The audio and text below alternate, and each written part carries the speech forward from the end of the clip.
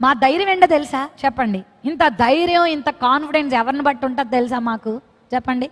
చెప్పనా? నేను చెప్పనా? సీక్రెట్ చెప్పానా? ఒక సచిన్ టెండూల్కర్ అంటాడు, సీక్రెట్ ఆఫ్ మై ఎనర్జీ ఏంటి? బూస్ట్ అంటాడు కదా. మన సీక్రెట్ ఏంటో తెలుసా? Jesus Christ is our secret కదా.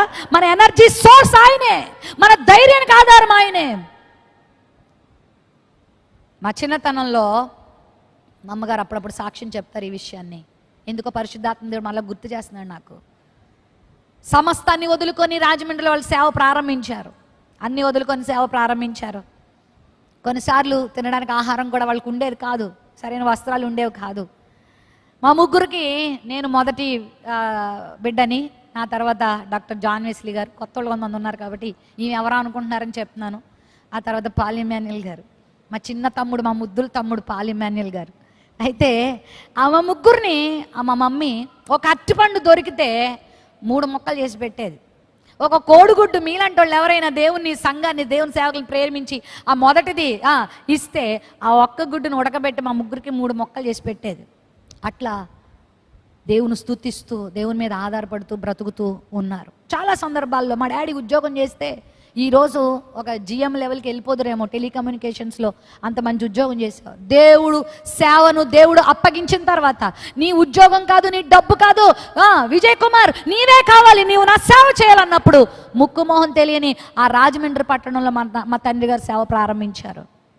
ప్రారంభ దినాల్లో ఎన్నో సమస్యలు ఎదుర్కొన్నారు. కానీ చాలాసార్లు మా డాడీ ఫ్రెండ్స్ ఫోన్లు చేసి అనేవారంట, ఏం విజయ్ కుమార్ వచ్చి నీ జాబ్ మళ్ళీ నీకు ఇప్పించి ఏర్పాట్లు చేస్తాం, ఎందుకు కష్టాలు పడతావు అన్నవారంట. లేదు, నేను నమ్మిన దేవుడు నా చెయ్యి విడవడవు, చావైనా రేవైనా నా ప్రభు పని నేను చేయడమే నా ధ్యేయం అని మా నాన్నగారు ఉన్నారు. ఒకనొక సందర్భంలో మా ముగ్గురికి కలిపి నెల వచ్చేసరికి 50 రూపాయలు ఫీజు కట్టేవాళ్ళు మా మమ్మీ. అయితే ఒకనొక సందర్భంలో ఒక 50 రూపాయలు కూడా మా మమ్మీ దగ్గర లేవు. స్కూల్ నుంచి మరి కంప్లైంట్లు వస్తున్నాయి, లెటర్స్ వస్తున్నాయి, మీరు ఇంకా అందరు పిల్లలు ఫీజు పే చేసేసారు, మీరు ఇంకా పే చేయలేదు, మీ పిల్లల్ని రేపటి నుంచి స్కూల్కి రానివ్వము అని మా మమ్మీకి వార్తలు వస్తూ ఉన్నాయి. ఏదోటి చెప్పి పంపిస్తుంది. రేపు పే చేస్తారని చెప్పినానా అని మాకు చెప్తే మేము కూడా మా టీచర్కి అదే చెప్తున్నాం, రేపు చేస్తానన్నారండి, రేపు చేస్తానని. మమ్మల్ని కూడా అవమానించేవారు ఆ టీచర్లు, మమ్మల్ని కూడా కొన్నిసార్లు ఏవేవో మాట్లాడేవారు. అయితే ఒకరోజు చాలా తీవ్రంగా పరిస్థితి వచ్చింది. మరి మమ్మల్ని స్కూల్ నుంచి ఇంటికి పంపించేశారు. రోజు ఇలాగే చెప్తున్నారు, మీరు మీలాంటి వాళ్ళు మా స్కూల్కి అర్హులు కాదు అని చెప్పి మా ముగ్గురిని, స్కూల్కి వెళ్ళిన మమ్మల్ని ఇంటికి పంపించేశారు. ముగ్గురు ఇంటికి వచ్చేసాం.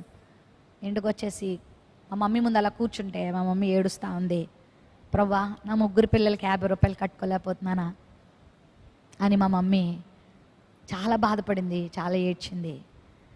మా డాడీ వచ్చిందారు. మా డాడీ చాలా ధైర్యంగా ఉండేవారు, దేనికి కృంగిపోయేవారు కాదు. మా డాడీ అన్నారు, ఎందుకు అలా బాధపడుతున్నావు? పిలిచిన దేవుడు నమ్మదగిన దేవుడు, మళ్ళీ ఆయన పోషిస్తాడు.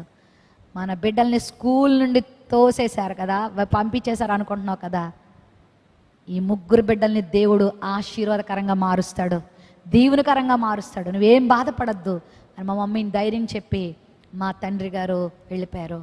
కానీ మా మమ్మీ స్త్రీ కదా, ఏడుస్తూ ఉంది. అప్పుడు ఒక స్వరం మా మమ్మీకి వినబడుతుందంట, యెషయా గ్రంథం 43వ అధ్యాయం చదువు. యెషయా గ్రంథం 43వ అధ్యాయం యెషయా గ్రంథం 49వ అధ్యాయం చదువు అని చెప్పి దేవుడు మా మమ్మీతో మాట్లాడుతున్నాడు. ఆ ఏడుస్తూ ఉండగా, ఒక సేవకురాలు కాబట్టి వాక్యాన్ని ధ్యానిస్తూ ఉండగా 49వ అధ్యాయము చదువుతూ ఉందట. చదువుతుంటే దేవుడు మాట్లాడాడండి విషయాలు. మీరు ఇంటికి వెళ్ళి చదవండి, పైన చెప్పడానికి సమయం కాదు. స్త్రీ తన గర్భమున పుట్టిన బిడ్డనైనా మరుచునేమో, కానీ నేను నిన్ను మరువను, నా అరచేతుల్లో నిన్ను చెక్కుకున్నాను, నీ పిల్లల్ని నేనే రక్షిస్తాను, నీ పిల్లల్ని నేనే పోషిస్తాను, రాజులు వాళ్ళ భుజాల మీద ఎక్కించుకుంటారు, రాణులు వాళ్ళకి పాలిచ్చే దాదులుగా ఉంటారని వాగ్దానం చేశాడు. ఆ వాగ్దానం ఎప్పుడైతే ఈ అధ్యాయం చదివి 4-5 సార్లు 10 సార్లు చదివిందంట, తెలుసా మీకు ఎంత బలం వచ్చిందో తెలుసా? కొండంత బలం వచ్చింది ప్రియులారా.